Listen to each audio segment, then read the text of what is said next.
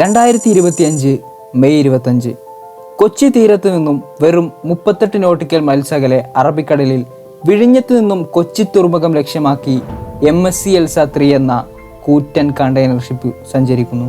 അപകടകരമായ രാസവസ്തുക്കൾ ഉൾപ്പെടെ 640-ലധികം കണ്ടെയ്നറുകളും 100 കണക്കിന് ടൺ എണ്ണയും ഡീസലുമെല്ലാം അടങ്ങിയിരുന്ന ഒരു പടുകൂറ്റൻ കണ്ടെയ്നർ ഷിപ്പ്.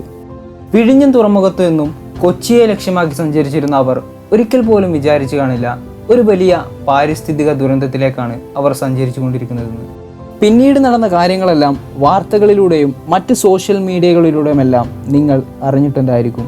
പക്ഷെ നമ്മളെല്ലാം ഞെട്ടിക്കുന്ന ഒരു കാര്യം മറ്റൊന്നാണ്. ഇതാദ്യമായിട്ടല്ല ലോകത്ത് ഇത്തരത്തിലൊരു ദുരന്തം അല്ലെങ്കിൽ അപകടം കടലിൽ സംഭവിക്കുന്നത്. അലസ്ക മുതൽ ശ്രീലങ്ക വരെ കടലിൽ പലപ്പോഴായി പലയിടത്തും ഇത്തരത്തിൽ ദുരന്തങ്ങൾ ഉണ്ടായിട്ടുണ്ട്. ഓരോ തവണയും ഇത്തരം ദുരന്തങ്ങളിൽ നിന്നും വലിയ കഠിനമായ പാഠമാണ് നമ്മളെ ലോകം പഠിപ്പിക്കുന്നത്. ഏറ്റവും അവസാനമായി ഇപ്പോൾ കൊച്ചിയിൽ നടന്ന അപകടത്തിലൂടെയും. എന്താണ് യഥാർത്ഥത്തിൽ അന്ന് കൊച്ചിയിൽ സംഭവിച്ചത്? ലൈബീരിയൻ പതാക വഹിച്ച് വിഴിഞ്ഞത്ത് നിന്നും കൊച്ചിയെ ലക്ഷ്യമാക്കിയുള്ള യാത്രക്കിടെ കപ്പലിൻ്റെ ഒരു ഭാഗത്തിന് 26 ഡിഗ്രി ചരിവ് അനുഭവപ്പെടുകയായിരുന്നു. ഒരുപക്ഷെ തെറ്റായ കാർഗോ ബാലൻസിങ്ങോ അല്ലെങ്കിൽ ഏതെങ്കിലും തരത്തിലുള്ള സ്ട്രക്ചറൽ ഫെയിലിയറോ ആവാം ഇതിന് കാരണം.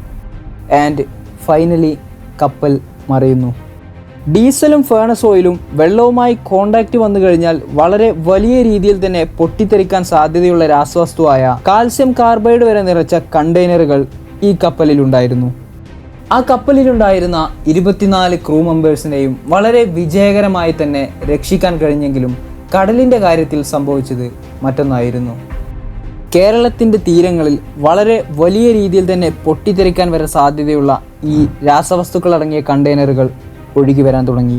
എണ്ണച്ചോർച്ചയും രാസവസ്തുക്കളും കടൽ ജീവികളെയും തീരപ്രദേശ ജനങ്ങളെയും ബാധിക്കാൻ സാധ്യത വളരെ കൂടുതലാണ്. അതുതന്നെയാണ് ഏറ്റവും വലിയ ഭയവും. ഇത്തരത്തിൽ ചരിത്രത്തിൽ ഇതിനു മുൻപ് നടന്ന അപകടങ്ങളെക്കുറിച്ചും ആ പ്രദേശത്തിൻ്റെ ഇപ്പോഴത്തെ അവസ്ഥ എന്താണെന്നും അവർ നേരിട്ട പ്രതിസന്ധികളെക്കുറിച്ചെല്ലാം നമുക്കൊന്ന് റിവൈൻഡ് ചെയ്യാം. 1989 അലസ്ക US-ന്റെ ചരിത്രത്തിലെ തന്നെ ഏറ്റവും മോശമായ പാരിസ്ഥിതിക ദുരന്തങ്ങളിലൊന്ന്. ഈ ഒരു ദുരന്തത്തിൽ 11 ദശലക്ഷം ക്രൂഡ് ഓയിൽ 1300 മൈൽസ് തീരപ്രദേശത്ത് സ്പ്രെഡാവുകയായിരുന്നു.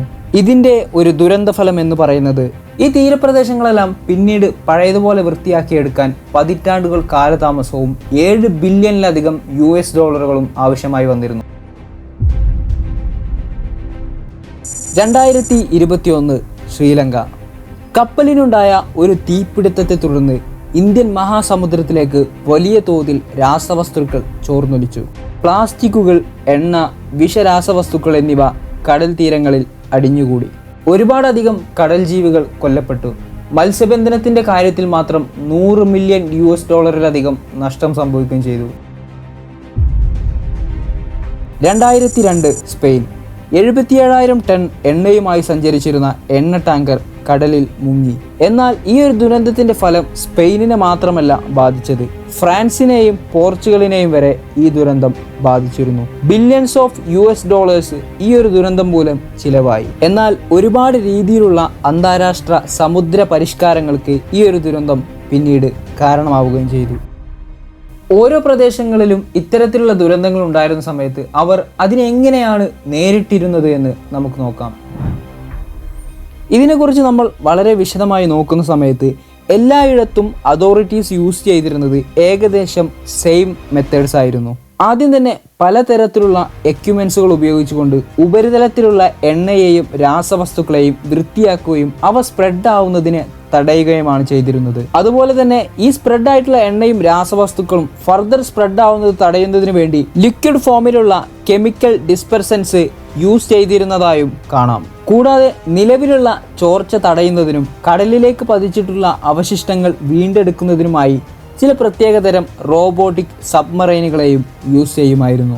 ഏറ്റവും പ്രധാനമായി അതിനുശേഷം ആ പ്രദേശങ്ങളിൽ നിയമങ്ങളും നിയന്ത്രണങ്ങളുമൊക്കെ കൂടുതൽ കർശനമാക്കിയതായും നമുക്ക് കാണാൻ കഴിയും. തീർച്ചയായും ഈ ഒരു കാര്യങ്ങളൊക്കെ തന്നെയാണ് നമുക്കിവിടെ കൊച്ചിയിൽ നടന്ന ദുരന്തത്തിലും ചെയ്യാൻ കഴിയുന്നത്. ഏറ്റവും പ്രധാനമായി ഇത്തരത്തിൽ ഒഴുകി വരുന്ന കണ്ടെയ്നറുകളിലേക്ക് അടുത്തു നിന്ന് പ്രത്യേകിച്ച് കാൽസ്യം കാർബൈഡ് പോലെയുള്ള രാസവസ്തുക്കൾക്ക് സാധ്യതയുള്ള സാഹചര്യത്തിൽ വളരെയധികം വിട്ടുനിൽക്കേണ്ടത് ഇമ്പോർട്ടൻ്റ് ആണ്. നൂറ്റാണ്ടുകളായി സമുദ്രം നമ്മളിൽ പലരുടെയും ജീവിതമാണ്. എന്നാൽ നമ്മൾ തന്നെ വരുത്തുന്ന സുരക്ഷാ വീഴ്ചകൾ ക്ഷമിക്കാനാവാത്തതുമാണ്. കൊച്ചിയിലെ അപകടം നമുക്കൊരു ഓർമ്മപ്പെടുത്തലാണ്. നമ്മൾ വരുത്തുന്ന പിഴവിലൂടെ ചരിത്രം വീണ്ടും നമ്മളെ ഓർമ്മപ്പെടുത്തുന്നു.